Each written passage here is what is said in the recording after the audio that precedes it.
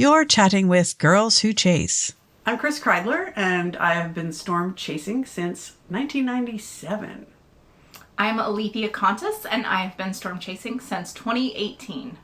Now, I started with a tour, which I guess some people now are like, oh, a tourist. Yes, I was a tourist, and it was great. I went with Cloud9 Tours in 1997. Now, this tour actually had like a dozen Germans who had won a Twister video sweepstakes, and me. That was it. But the cool part about that was I got to hang out with other storm chasers, like in the lead car, and ask a ton of questions. I fell in love with the planes.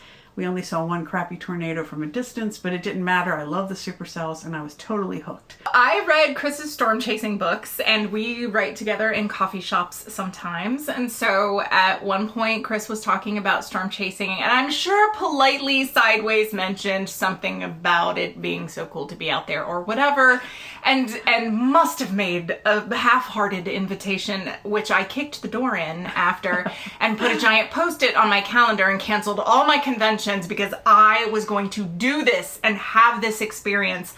I knew very little about even photography. I knew very little about meteorology. I studied marine chemistry, not really meteorology.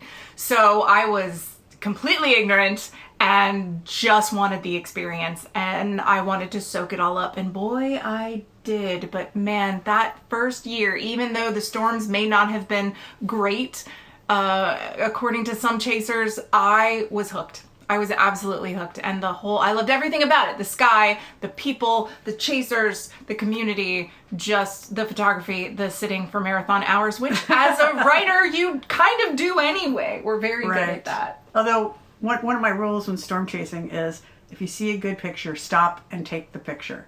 Because I spent some time, this is one of the hard lessons learned chasing, just driving and driving and driving because you want to try to get to that storm or get to that tornado. And I missed some shots, and then I was late to the tornado anyway. So my philosophy these days is if you see the great picture, stop and take the picture. It's a great philosophy, and I've used that in other times in my life too. When I'm up north in Vermont, or if I was in Egypt, I was in Korea, and if I saw something very cool, or I just said, stop and have this moment, take the picture even if it's not perfect. And I'm so glad I did. Yeah. I think one of the things about storm chasing to me that's so appealing is it's so ephemeral. I mean, you will never see this moment again, ever. It is unique.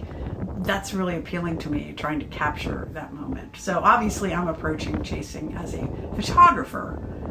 What would you say you're approaching it as? I would say I approach chasing as a Buddhist.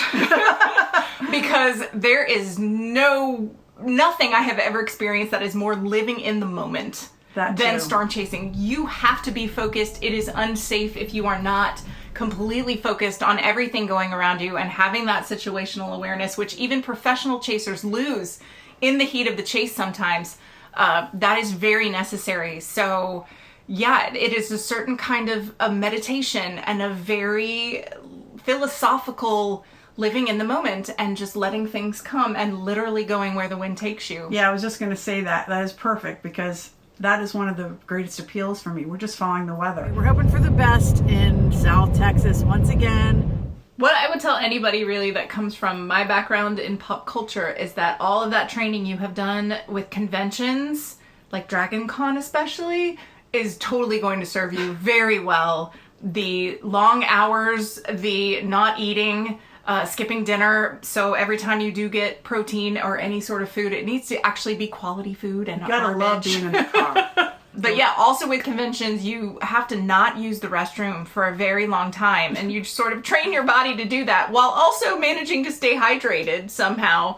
It's a balance, but this is where being a woman actually works to our detriment. Yeah, that's the only drawback, really. Yeah. I would say just no matter what, just do what you want to do and go for it.